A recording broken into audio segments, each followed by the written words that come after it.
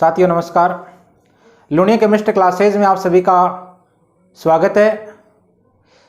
आज अपन बात करेंगे जो माध्यमिक शिक्षा बोर्ड अजमेर द्वारा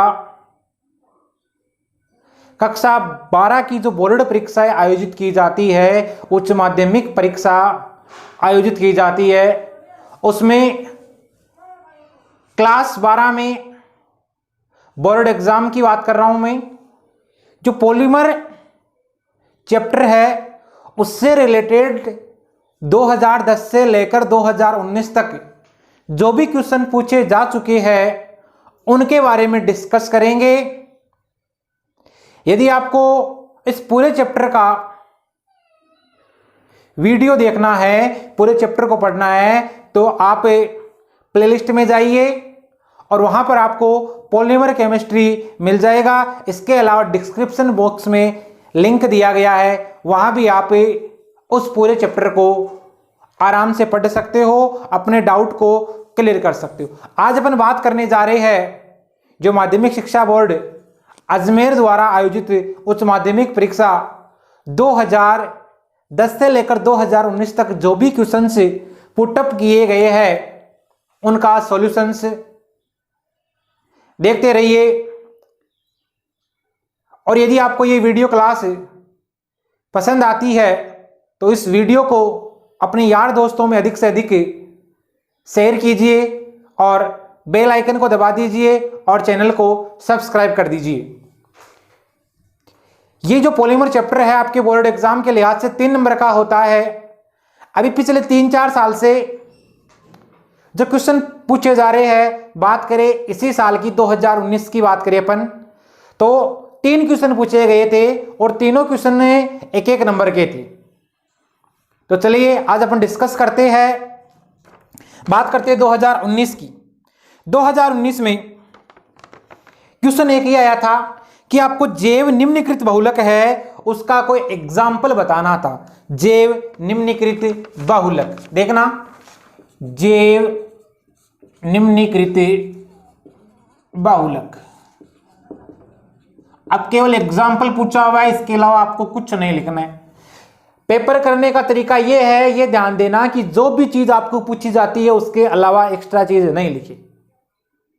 चलिए, पीएचबीवी होता है एक, जानते हो? हाँ, इसका जरूर पूरा नाम लिख सकते हो आप, पॉली हाइड्रोक्सी ब्यूटाइरेट को बीटा हाइड्रोक्सी वेलेरेट। मैं लिख देता हूं एक बार, पॉली हाइड्रोक्सी ब्यूटाइरेट को बीटा हाइड्रोक्सी वेलेरेट। इसके अलावा आपका हो सकता है नाइलॉन 2, नाइलॉन 6 हो सकता है। इसके अलावा पीएलए आप जानते हो, पॉलीलैक्टिक अम्ल, पीजीए जानते हो, पॉलीग्लाइकोलिक अम्ल। ये सब किसके एग्जाम्पल हो गए? जैव निम्नलिखित बहुलक के, यानी कि बायोडिग्रेडेबल पॉलीमर के। ये क्या होते हैं? इनका जीवाणु द्वारा क्या हो जाता है, नेचर में विघटन हो जाता है। ये क्वेश्चन आया हुआ है आपके 2019 में, अभी इस साल आयोजित की गई थी। चलिए, फिर क्वेश्चन था अगला 2019 का क्वेश्चन बता रहा हूं मैं आपको, देखना। ब्यूना एन, क्वेश्चन को ध्यान से पढ़ना जब भी पेपर सोल्व करो। ब्यूना एन बहुलक की एकलक इकाई पूछी है। सबसे पहले क्या लिखो? ब्यूना एन। अब आपको पता होना चाहिए इसकी एकलक इकाई कौन कौन सी होगी। तो ब्यूना का मतलब क्या होगा? 1,3 ब्यूटाडाइइन लिख दिया। और एन क्या होता है आपका? नाइट्राइल होता है। यहां तक मेरी बात आ गई समझ में? चलिए, अब 1,3 ब्यूटाडाइइन हो गया और नाइट्राइल हो गया। अब इसकी आप स्ट्रक्चर बना सकते हो। आप नाइट्राइल क्या होता है? CH2 डबल बॉन्ड CH, और ये आपका क्या हो गया? CN। एकलक यूनिट पूछी हुई है तो इसी की बात करेंगे। इसी प्रकार 1,3 ब्यूटाडाइइन जानते हो, 1 2 3 4 कार्बन की चेन हो गई। 1 और 3 पे क्या दिखेगा आपको? डबल बॉन्ड दिखेगा। क्लियर है? चलिए, अब यहां CH2 और यहां क्या आएगा? CH2, बाकी यहां हाइड्रोजन और यहां हाइड्रोजन। चलिए, अगला क्वेश्चन था 2019 में, इसी साल जो पूछा हुआ था, 1 नंबर का क्वेश्चन था। क्वेश्चन ये था, बहुलक के लिए बहु प्रक्षेपण घातांक क्या है? क्वेश्चन दोबारा रिपीट कर रहा हूं मैं। क्वेश्चन ये था कि बहुलक है, उसके लिए बहुपरिक्षेपण घातांक। अब जानते हो आप क्या होता है, पीडीआई के बारे में पूछा इसने, ये क्या है? तो आप जानते हो कि पीडीआई बराबर होता है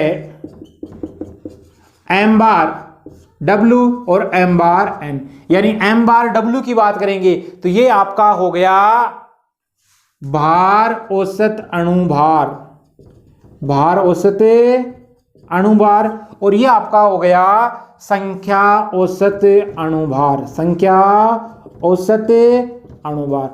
तो यहां पर जो भार औसत अणुभार है और संख्या औसत अणुभार है, इनका जो अनुपात होता है वो अनुपात क्या कहलाता है? आपका पीडीआई कहलाता है। चलिए अब आ जाइए, बात करते हैं 2018 में जो क्वेश्चन आए थे। सबसे पहले मेन एग्जाम की बात करेंगे, फिर जो सप्लीमेंट्री एग्जाम होती है उसकी बात करेंगे, जो पूरक परीक्षा में जो क्वेश्चन पूछे जाते हैं उनकी बात करते हैं। चलिए बात करते हैं 2018 में जो क्वेश्चन पूछे गए थे और मेन एग्जाम में। देखना क्वेश्चन ये था, आपको लिखना है बहुलकों का भार औसत अणुभार ज्ञात करने का सूत्र। क्या था? बहुलक है और इन बहुलकों का भार औसत अणुभार कैसे ज्ञात करते हैं, इनका सूत्र लिखना था। तो आपको पता है भार औसत अणुभार लिखने के लिए M bar W summation N I M I का square upon summation N I M I लिख दोगे। चलिए ये क्या हो गया? भार औसत अणुभार ज्ञात करने का सूत्र। और अब आप यहां से क्या लिख सकते हो? संख्या औसत अणुभार भी लिख सकते हो यदि वो आपसे पूछे तो। अगला क्वेश्चन है 2018 में पूछा गया था, ये भी क्वेश्चन ये है, न चिपकने वाली सतह से लेपित बर्तनों में प्रयुक्त एकलक इकाई का नाम लिखिए। क्वेश्चन क्या पूछा हुआ है? इसका मतलब है जो कुकिंग वेयर होते हैं, आपके नॉन स्टिक बर्तन होते हैं, उनमें किसका यूज किया जाता है उसकी बात कर रहा है। यानी न चिपकने वाली सतह युक्त जो बर्तन होते हैं उन बर्तनों में किसका उपयोग किया जाता है? तो सबसे पहले आपको पता है उन बर्तनों में यूज किया जाता है आपके टेफलॉन का, इसको बोला जाता है पीटीएफई। क्या हो गया? Poly tetra fluoroethene. चलिए बात करते हैं अपन, क्या हुआ है क्वेश्चन में, क्या पूछा हुआ है, उसकी एकलक इकाई का नाम लिखना है। तो आपकी एकलक इकाई बनती है इसकी, टेफ्लॉन की जो एकलक इकाई होती है वो क्या होती है? टीएफई। इसको बोला जाता है टेट्रा फ्लोरोएथिलीन। क्या बोल सकते हो? टेट्रा फ्लोरो आपका एथीन या एथिलीन बोला जा सकता है। चलिए अब इसके स्ट्रक्चर भी आप बना सकते हो। क्या होता है? यहां CF2 डबल बॉन्ड CF2। फिर देखना 2018 की बात कर रहा हूं मैं। 2018 में एक क्वेश्चन और आया था आपका, क्वेश्चन पूछा हुआ था समबहुलक और सहबहुलक के एक एक एग्जाम्पल आपको देने। क्या पूछा था? समबहुलक। जानते हो समबहुलक क्या होता है? जिसको आप बोलते हो होमोपोलिमर। इसका मतलब इसको एकलक इकाइयों के आधार पर जब बहुलक का वर्गीकरण किया गया तो उसको समबहुलक में और सहबहुलक में वर्गीकृत किया गया। चलिए समबहुलक क्या होता है? जब बहुलक की क्रिया में केवल एक ही प्रकार की या समान प्रकार की एकलक इकाइयां भाग लेती है तो उसे आप क्या बोलोगे? समबहुलक बोलोगे, होमोपोलिमर बोलते हो। चलिए होमोपोलिमर बोल दिया। अब इसका एग्जाम्पल पूछा हुआ है। आप जानते हो आपका पॉलीथीन बनता है, किससे बनेगा पॉलीथीन? ये पॉलीथीन आपका बनता है एथीन से। तो एथीन किस प्रकार का हो गया? एक प्रकार का समबहुलक है। तो पॉलीथीन का निर्माण किसके द्वारा हुआ? इस समबहुलीकरण द्वारा हुआ। चलिए फिर इसने पूछा सहबहुलक के एक उदाहरण बताइए। तो बता सकते हो सहबहुलक में, जैसे मैंने बोला था डेक्रोन का निर्माण करना। अब डेक्रोन का निर्माण करना आप जानते हो किसके द्वारा होता है?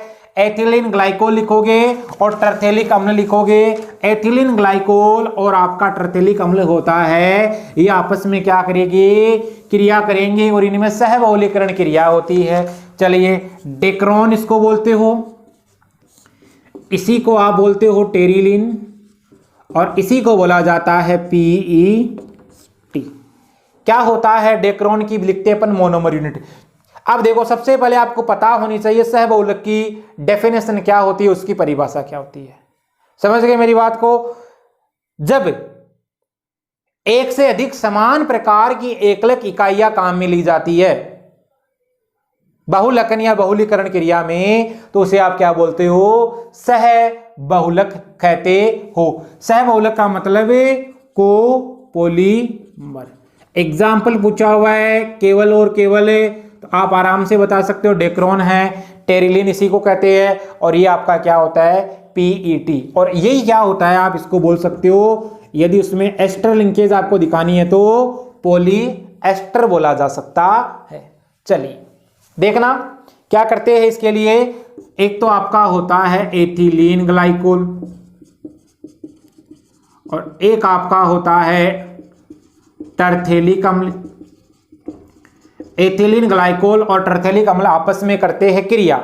जानते हो क्या होता है, ये होता है एथेन 1,2 डाइओल और इसको बोला जाता है बेंजीन 1,4 कार्बोक्सिलिक एसिड बोला जाता है। चलिए अब यहां से क्या होगा, इसके भी एन और इसके भी एन अणु पार्टिसिपेट करते हैं, इसका OH निकलेगा, इसका H निकलता है बाहर। समझ गए। और इनको आपस में आप क्या कर दोगे, इसे जोड़ दोगे। अब जोड़ा आपने, चलिए ये आपकी बन गई यहां एस्टर लिंकेज बन गई। अब देखना इस वाले का OH निकलता है क्योंकि CH का OH निकलता है, और इस वाले का क्या निकलेगा आपको पता है, इस वाले का ये निकलेगा H निकलेगा। तो आप क्या कर दोगे, इसके वैलेंसी यहाँ आराम से फ्री करते हो और इधर से फ्री कर सकते हो, और यहाँ क्या लगा सकते हो, N लगा सकते हो। ये आपका क्या बन गया, डेक्रोन टेरिलिन पॉली एथिलीन टरथेलेट, और इसको क्या बोलते हो आप, पॉलिएस्टर बोलते हो, और इसमें लिंकेज कौन सी होगी, एस्टर लिंकेज होगी। चलिए अगला क्वेश्चन है, ये बोर्ड एग्जाम में पूछा हुआ है 2018 सप्लीमेंट्री की बात करेंगे अपन। देखो सप्लीमेंट्री एग्जाम में क्वेश्चन ये पूछा हुआ है, किसी बहुलक के भार औसत अणुभार और उसके संख्या औसत अणुभार का अनुपात क्या कहलाता है। तो देखो 2019 में जो क्वेश्चन पूछा हुआ था, 19 में क्वेश्चन ये था बहुलक के लिए बहु परिक्षेपण घातांक क्या होता है, PDI क्या होता है, पॉली डिस्पर्सिटी इंडेक्स क्या होता है, वही हो गया एक प्रकार का। तो आप आराम से बता सकते हो किसी बहुलक के भार औसत अणुभार और संख्या औसत अणुभार का जो अनुपात होता है उसी को आप क्या कहते हो, PDI कहते हो, पॉली डिस्पर्सिटी इंडेक्स कहते हो। चलिए कर दोगे। फिर 2018 की बात कर रहा हूं मैं, और एग्जाम कौन सी आपकी, सप्लीमेंट्री एग्जाम की बात कर रहा हूं।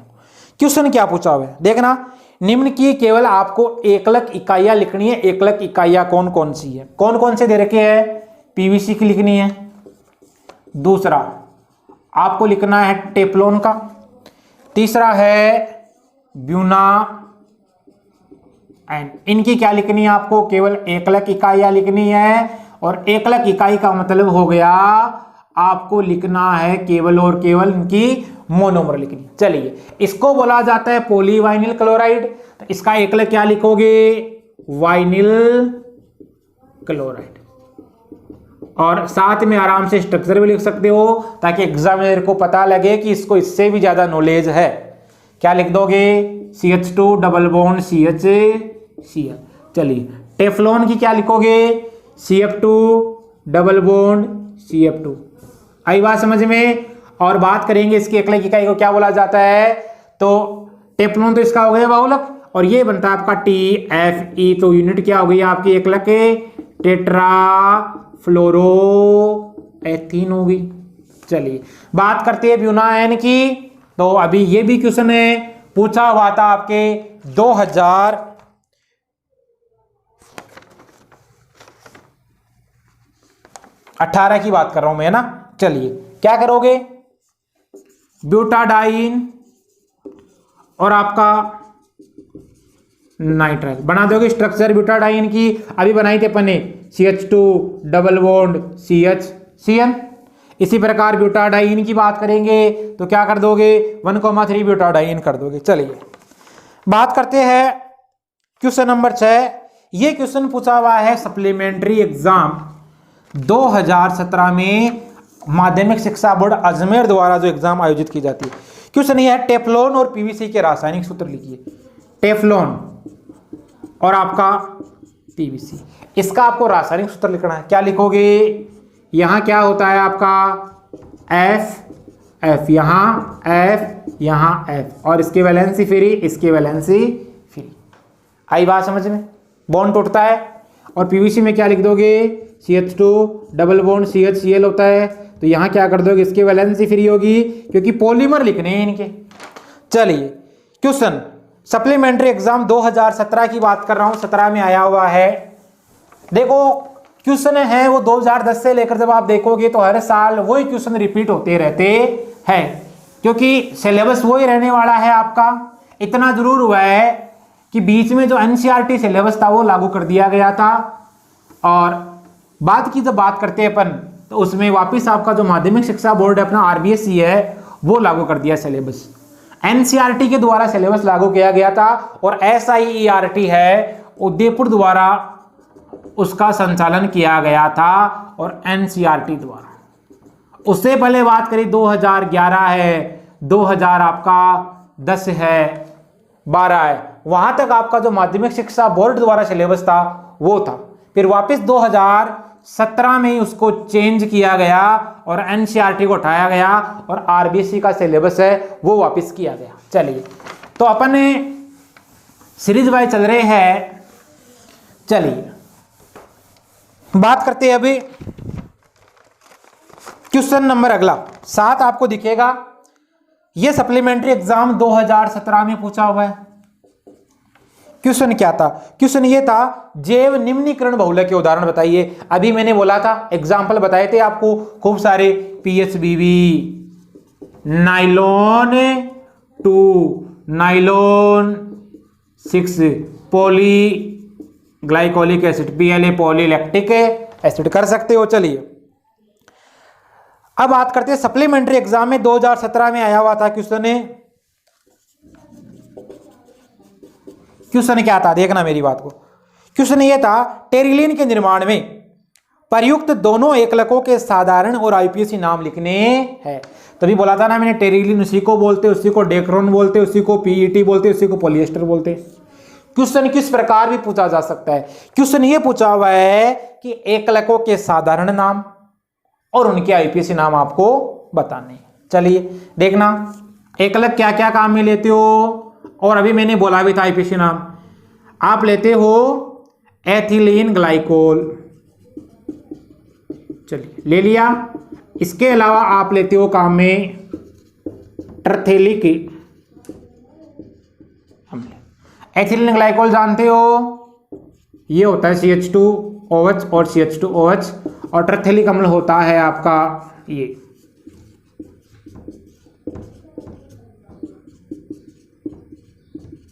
क्या लिखोगे इसका नाम? देखो 2 कार्बन है, क्या लिख दोगे? एथेन 1,2 डाई और लिख दिया। चलिए इसको क्या बोलते हो आप? टर्थेलिक अम्ल। अब देखो बेंजीन रिंग से है, ये पोजीशन देखोगे तो 1 2 3 4 हो गई। अब क्या लिखोगे नाम? COH को लिखा जाता है ओइक अम्ल। एक बार क्वेश्चन ये भी आया हुआ है कि इसमें जो आप काम में लेते हो उसका अनुलग्न बताना था, और अनुलग्न के लिए आप क्या लिखते हो? तो क्या लिखा जाता है? ओइक अम्ल लिखा जाता है। चलिए बात करते हैं, तो क्या लिखोगे? बेंजीन। और बेंजीन की जो 1 और 4 पोजीशन है उस पर जुड़ा हुआ है ओइक अम्ल। कोई कार्बोक्सिलिक समूह होता है उसका अनुलग्न होता है वो ओइक अम्ल होता है। तो क्या लिख दोगे? Benzene 1,4 die oic acid. संभव यही रखना, ध्यान रखना हमेशा, जब भी कभी नामकरण करो तो वो आपके एक ही लाइन में आनी चाहिए, अगली लाइन में नहीं जाना चाहिए, ये भी रूल है। चलो अगला क्वेश्चन है 2017 की बात कर रहा हूं मैं, मेन एग्जाम की बात कर रहा हूं। मेन एग्जाम में क्या क्वेश्चन पूछा हुआ है? चलिए देखना, देखिए क्वेश्चन पूछा हुआ है मेन एग्जाम में।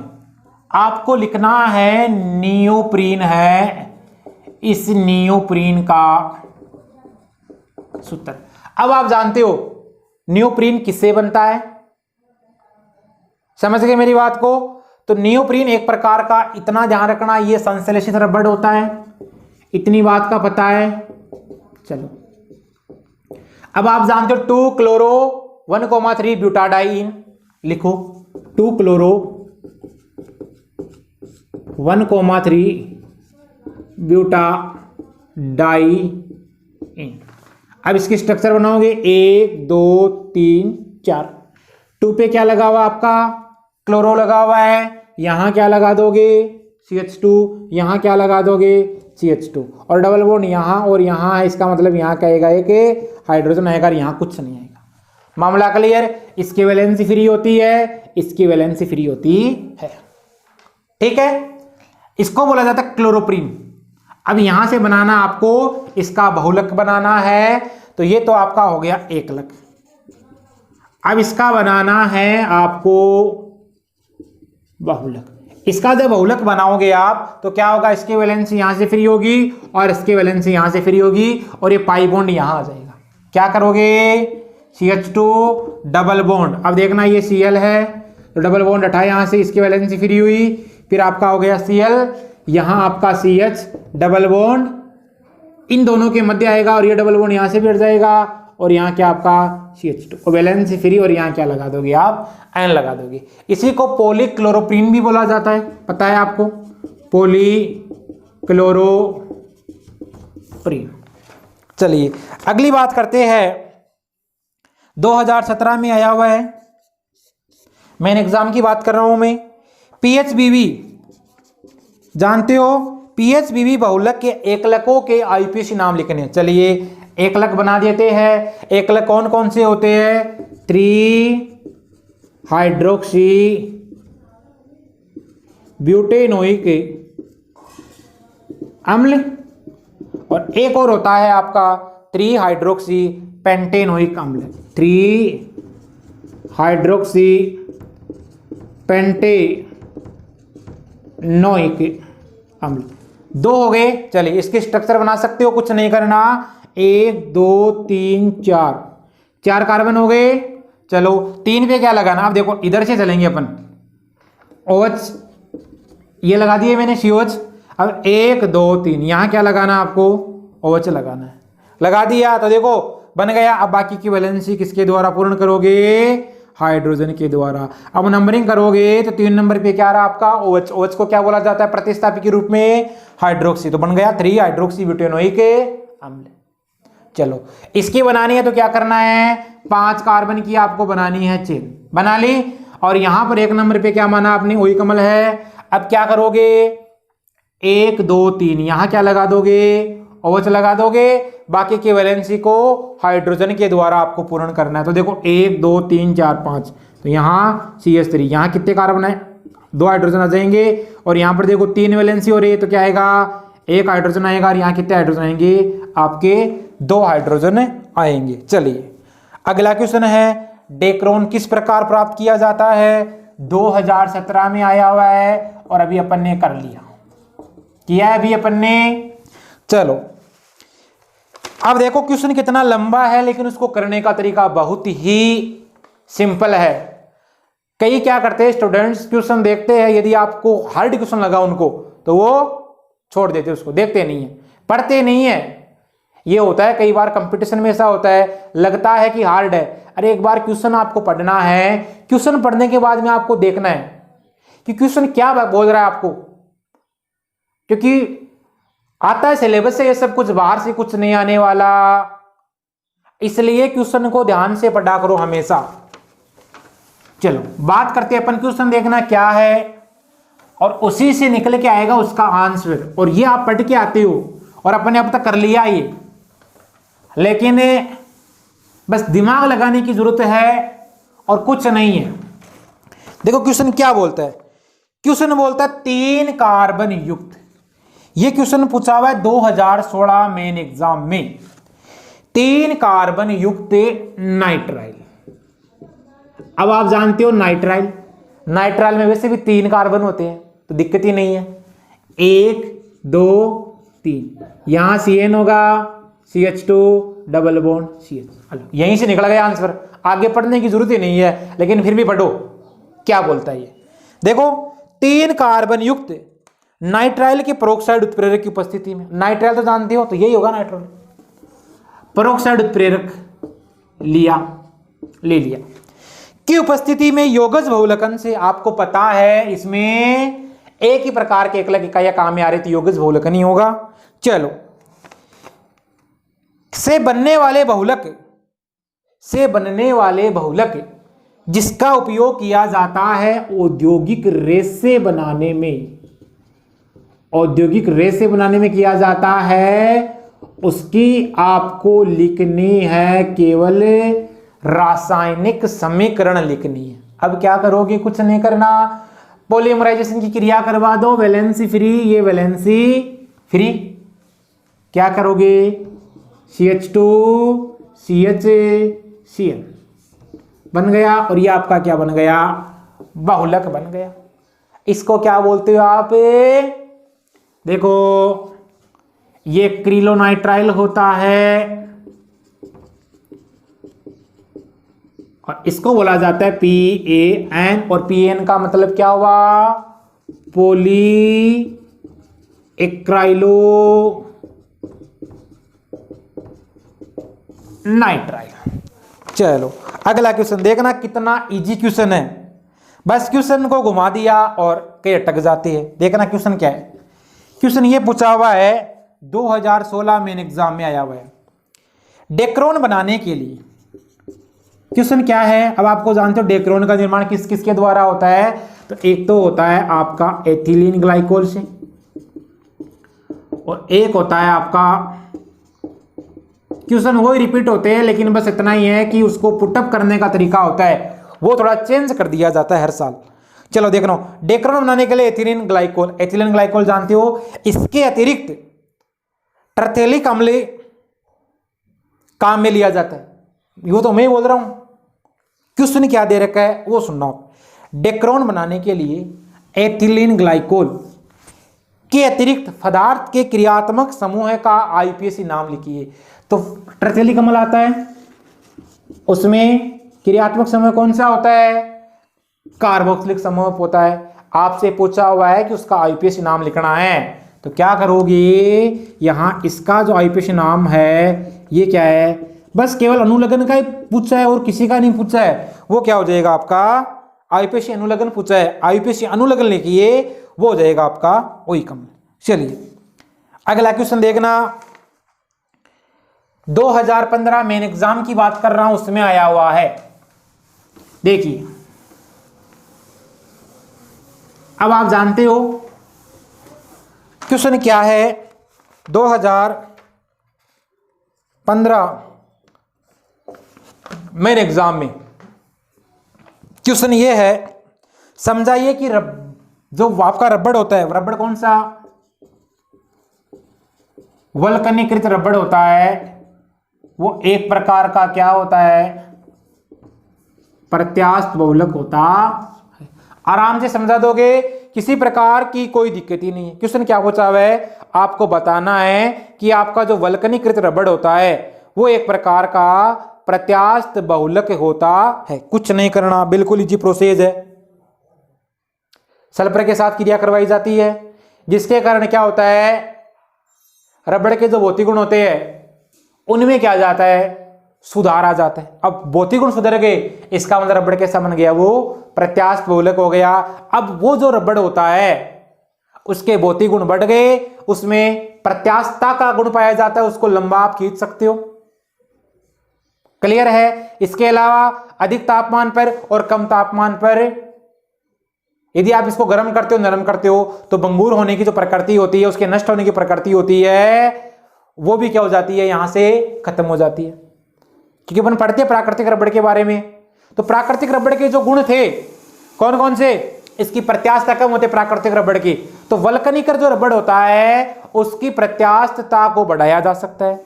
इसके अलावा ये क्या कर सकता है, जल अवशोषण क्षमता है, उसके बारे में बता सकते हैं। अगली बात करेंगे अपन, जो आपका ये रबड़ होता है, आप देखते हो कि प्राकृतिक रबड़ जो होता है वो जितने भी ऑक्सीडाइजिंग एजेंट होते हैं उनके प्रति क्या नहीं होता, वो प्रतिरोधकता नहीं दर्शाता है, लेकिन आपका क्या दर्शाता है, ये वल्कनीकृत रबड़ दर्शाता है।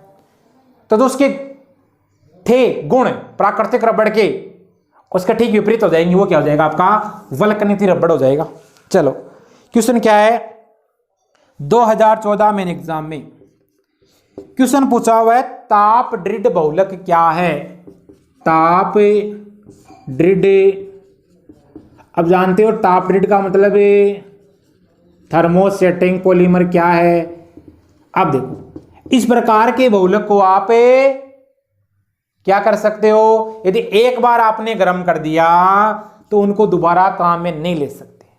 ऐसे बहुलक यदि जिनको एक बार गर्म किया जाता है तो उनको दोबारा काम में नहीं ले सकते, क्योंकि उनके मध्य क्या बन जाते हैं, क्रॉस बंध बन जाते हैं। क्रॉस बंध बन जाने के कारण क्या होता है, दोबारा इनको काम में नहीं लिया जा सकता। बस लिख दिया, एग्जाम्पल लिख दोगे, bakelite melamine form aldehyde resin. चलिए अगला क्वेश्चन, पीएचबीवी बहुलक के एकलकों के नाम लिखो। तो बोला था मैंने अभी, ये क्वेश्चन आया हुआ 2014 में, पीएचबीवी एकलकों के बहुलक है। चलो पीएचबीवी किससे किसकी बनता है, 3 हाइड्रोक्सी ब्यूटेनोइक अम्ल और आपका 3 हाइड्रोक्सी पेंटेनोइक अम्ल द्वारा बनता है।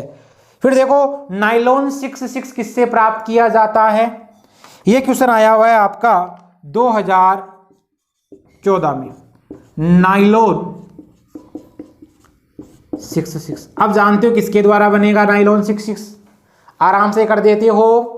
चलिए ये मैंने बता रखा आपको, इसमें आपको मिलेगी कौन सी लिंकेज मिलती है देखने को, एमाइड लिंकेज मिलती है। चलो वीडियो को पूछ करो, आप बताओ मेरे को, नाइलॉन जो आपका 6 है वो कैसे बनता है, उसका निर्माण कैसे होता है, बताइए देखिए जल्दी, क्योंकि आपने कर रखा है। चलो आ जाओ, कैसे बनता है, हेक्सा मेथिलीन डाइएमीन जानते हो, और आपका एडिफिक अम्ल इसके द्वारा होता है। हेक्सा मेथिलीन डाइएमीन होता है ये NH2, और हेक्सा का मतलब 6, इधर NH2। चलो एडिफिक अम्ल जानते हो क्या होता है, एडिफिक अम्ल होता है यहाँ CH2 का होता है 4, और इधर आपका होता है कार्बोक्सिलिक समूह। अब क्या होगा, इसका OH और इसका H निकल जाएगा बाहर, H2 निकलेंगे बाहर, इनको जोड़ना है, इसका भी H निकलेगा और इसका भी क्या निकलेगा, OH निकलेगा। समझ गए, कर दोगे निर्माण। नाइलॉन 6 क्यों कहते हैं इसके, क्योंकि देखना यहाँ भी 6 कार्बन है और इधर 4 2 6 कार्बन होते हैं, तो इसमें जो एकलक आप काम में लेते हो उनमें 6 कार्बन होते हैं दोनों एकलकों में, इसलिए इसको नाइलॉन 6 बोला जाता है। चलिए अगला क्वेश्चन, योगज बहुलक को एक उदाहरण द्वारा समझाना है, कर दोगे, जिसमें योगात्मक बहुलीकरण की क्रिया होती है। ये लो CH2 double bond CH2 ethene है, इसका आपको करवाना है बहुलीकरण, क्या बन जाएगा, पॉलीएथीन बन जाएगा। यह क्वेश्चन आपका पूछा हुआ है 2013 में। फिर है संश्लेषित रबड़ है, इसके विरचन का आपको समीकरण देना है। अब संश्लेषित रबड़ पूछा हुआ है, अब देखो कंफ्यूजन होने की जरूरत नहीं है आपको। देखो प्राकृतिक रबड़ आपसे पूछते तो आप आराम से बता सकते थे, अब संश्लेषित रबड़ पूछा हुआ है तो कोई भी संश्लेषित रबड़ ले लो और उसका विरचन लिख दो, जैसे ABS ब्यूटाडाइन, कुछ भी ले लो, ABS ले लो, ब्यूटाडाइन ले लो, ब्यूना एन ले लो, कुछ भी ले सकते हो, और उसके द्वारा आप क्या कर सकते हो। ठीक है अगला क्वेश्चन, डेक्रोन को प्राप्त करने के लिए प्रयुक्त एकलकों के, डेक्रोन कितनी बार पूछा जा चुका है, गिनती नहीं है। एथिलीन ग्लाइकोल है, टर्टेलिक अम्ल है। फिर है ताप सुगटे और ताप दृढ़ बहुलकों में अंतर बताइए। चलो अब बता दोगे, अभी बोला था मैंने ताप दृढ़, उसी प्रकार क्या हो जाएगा इसका विपरीत, ताप सुगटे, उसको बोला था थर्मोप्लास्टिक बोला जाता है और थर्मोसेटिंग बोला जाता है। ताप सुगटे को ताप शून्य में भी कहा जाता है? ये क्वेश्चन आया हुआ है आपका 2013 सप्लीमेंट्री एग्जाम में। चलिए, ताप शून्य में इसको बोला जाता है ताप सुगटे। इसी प्रकार बात करेंगे अपन ताप ऋण की। तो ये जहां मैंने लेक्चर करवाया वहां पर अंदर बता रखा है ताप शून्य में क्या होता है। इन बहुलकों को बार बार काम में लिया जा सकता है। ये प्रत्यास्थ होते हैं, नरम होते हैं, समझ गए। इनको गर्म कर दोगे आप एक बार, फिर ठंडा कर लोगे, बार बार काम में ले सकते हो। और इसको बार बार काम में नहीं ले सकते। इसमें क्या हो जाता है आपका क्रॉस बंद बन जाते हैं, जबकि इसमें ऐसा नहीं होता है। एग्जाम्पल देखो, एग्जाम्पल इसी से देखना। आपको क्या क्या दे रखे हैं आपको बताना है कि एक तो दे रखा है बेकेलाइट। बेकेलाइट किस में आता है, मेरी बात सुन लो, पहले क्वेश्चन सुन लो। बेकेलाइट, पॉलीएथीन, पॉलीस्टाइरीन और यूरिया फॉर्मल्डिहाइड रेजिन, इनको आपको इन वर्गों में वर्गीकृत करना है। वर्ग कौन से? ताप शून्य में ताप सुगटे और ताप दृढ़ में आपको वर्गीकृत करना है। चलिए बात करते हैं ताप दृढ़ बहुलक की। तो देखो बेकेलाइट बिल्कुल होता है, इसी का एग्जाम्पल होता है, अपन ने कर रखा है। आगे देखिए, पॉलीथीन क्या होता है, ताप शून्य में होता है। चलिए, पॉलीस्टाइरीन क्या होता है, बिल्कुल ताप शून्य में होता है। फिर देखना यूरिया फॉर्मल्डिहाइड रेजिन, तो यूरिया और फॉर्मल्डिहाइड रेजिन आपका क्या होता है, ताप दृढ़ बहुलक होता है। चलिए अगले क्वेश्चन की बात करते हैं। नाइलॉन 66 बनाने के समीकरण लिखनी है। सप्लीमेंट्री 2013 एग्जाम में पूछा हुआ है, नाइलॉन 66 कैसे बनाया जाता है, बता दोगे? अभी अपन ने किया था। अगला क्वेश्चन देखना, एथीन के मुक्त मूलक संघनन बहुलीकरण को स्पष्ट कीजिए। 2011 में पूछा हुआ है, आपको बताना है एथीन का है जो आप करवाते हो बहुलीकरण। चलिए, उसको मुक्त मूलक है बहुलीकरण करवाना है, तो मैंने मैकेनिज्म बता रखी है। मुक्त मूलक योगात्मक बहुलीकरण की, वो किसमें होता है, एथीन में होता है। और उसके लिए याद आपको 3 प्रकार की स्टेप होती है। 3 प्रकार की स्टेप कौन सी? सबसे पहले श्रृंखला का क्या करवाया जाता है, प्रारंभन करवाया जाता है। श्रृंखला प्रारंभक पद, यहां पर आप क्या काम में लेते हो, कोई परोक्साइड लेते हो और सूर्य के प्रकाश की उपस्थिति में इसके वैलेंसी फ्री और इसके वैलेंसी फ्री, ऐसे होता है। क्या बनता है, ये बन जाता है। फिर क्या किया जाता है, दूसरा यहां एथीन लिया जाता है और आरओ, समझ गए मेरी बात को। इसके वैलेंसी फ्री होती है, इसके वैलेंसी फ्री होती है, ऐसे जोड़ देते हो आरओ CH2 CH2। अब क्या करवाना आपको, श्रृंखला का संचरण करवाना है। तो इसी श्रृंखला को आप ऐसे बढ़ाते चलोगे आगे, ऐसा दूसरा अणु आएगा लास्ट में, कर दोगे। लास्ट में क्या करना होता है आपको, उस श्रृंखला का समापन करना होता है। आई मेरी बात समझ में? चेन का समापन करना होता है। तो समापन है वो आपको पता है किस किस प्रकार कर सकते हैं। वहां पर आप ये इनहिबिटर भी ले सकते हो, निरोधक भी काम में ले सकते हो, श्रृंखला अंतरक्रमण भी काम में ले सकते हो।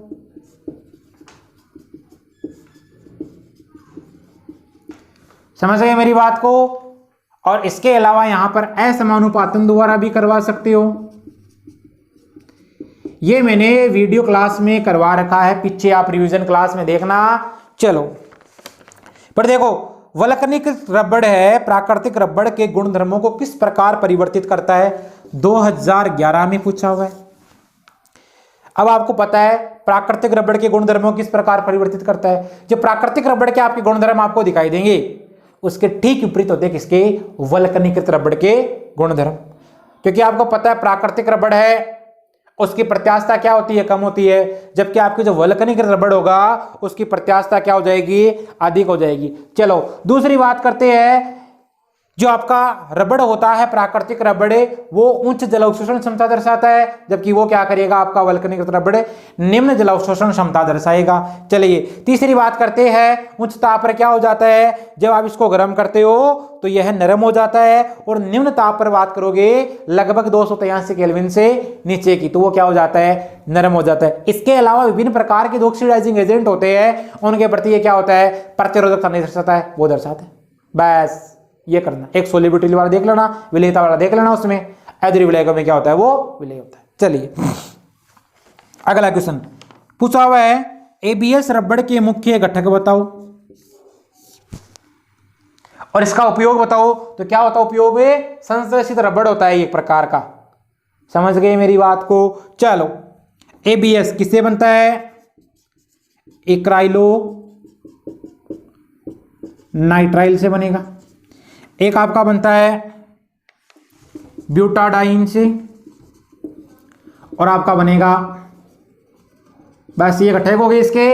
अब इनको क्या करना, आपको जोड़ना ही है और कुछ नहीं करना है। मैंने आपको बता रखा है कि इसमें कौन कौन से में कितने प्रतिशत भाग लेते हैं, तो आपको पता है एक्राइलो नाइट्राइल आपका होता है 30%, ये आपका होता है 20%, और ये आपका होता है 50%। चलिए अगला क्वेश्चन, निम्न बहुलकों को प्राप्त करने के लिए प्रयुक्त एकलक इकाइयों की संरचना देनी है। 2011 में पूछा हुआ क्वेश्चन है, माध्यमिक शिक्षा बोर्ड अजमेर द्वारा आयोजित रसायन विज्ञान की परीक्षा में क्वेश्चन क्या पूछा हुआ है, बिल्कुल इजी क्वेश्चन है। इसके लिए आपको पॉलीमर है और उन पॉलीमर के मोनोमर्स के बारे में पता होना चाहिए।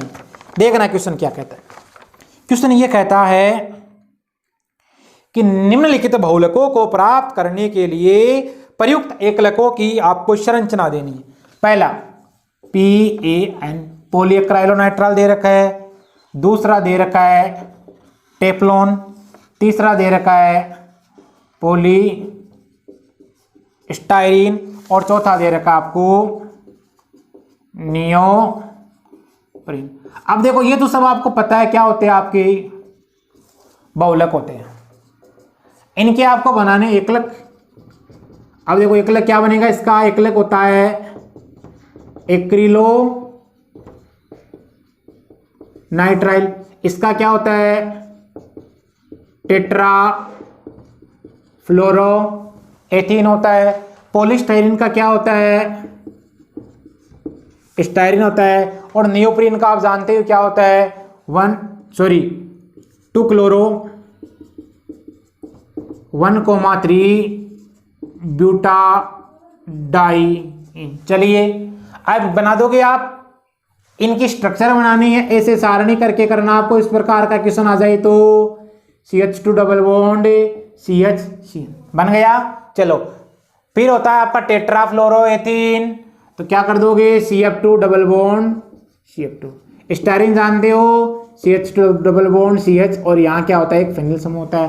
फिर आपका हो गया 2 क्लोरो 1,3 ब्यूटाडाइन, तो क्या कर दोगे CH2 डबल बॉन्ड यहाँ Cl और फिर CH डबल बॉन्ड CH2। चलो अगला क्वेश्चन है 2011 में आया हुआ है और ये ऑब्जेक्टिव क्वेश्चन था। उस समय क्या होता था कि आपकी 2011 की बात कर रहा हूं मैं, 2 बुक चलती थी, केमिस्ट्री फर्स्ट सीनियर क्लास की बात कर रहा हूं और केमिस्ट्री सेकंड। उसमें केमिस्ट्री सेकंड में ये आपका था ऑब्जेक्टिव, और वहां पर 4 ऑब्जेक्टिव क्वेश्चन पुटअप होते थे। पहले की बात कर रहा हूं मैं, 4 क्वेश्चन आपके ऑब्जेक्टिव वहां पूछे जाते थे, और उनमें से ऑब्जेक्टिव क्वेश्चन में था क्वेश्चन ये था प्राकृतिक बहुलक नहीं है इनमें से। अब मैंने क्वेश्चन क्या बनाया यहाँ पर, प्राकृतिक बहुलक के आपको एग्जाम्पल बताने हैं जिससे आपको सब एग्जाम्पल याद हो जाएंगे। चलो प्राकृतिक बहुलक के एग्जाम्पल बताने हैं, 2011 में पूछा हुआ ऑब्जेक्टिव टाइप का क्वेश्चन था। प्राकृतिक बहुलक जानते हो जो नेचर से प्राप्त होते हैं, प्रोटीन, न्यूक्लिक अम्ल, जितने भी पॉलीसेकेराइड है वो पॉलीसेकेराइड क्या होते हैं आपके प्राकृतिक बहुलक होते हैं। जैसे आपका स्टार्च, आपका सेल्यूलोज, आपका इन्युलिन, ये सब। चलिए क्वेश्चन क्या था अगला देखना, लास्ट क्वेश्चन जो 2010 में पूछा गया, क्योंकि 2010 की बात की थी अपन ने।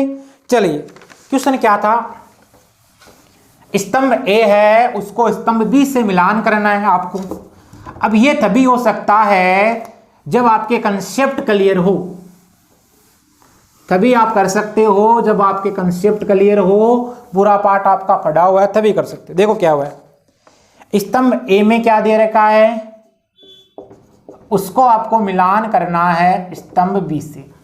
देखना स्तंभ ए नाइलॉन 66 दे रखा है, दूसरा बेकेलाइट 2010 की बात कर रहा हूं, यहां दे रखा है आपको बेकेलाइट दे रखा है, तीसरा यहां दे रखा है पीवीसी, यहां दे रखा है आपको प्राकृतिक रबड़।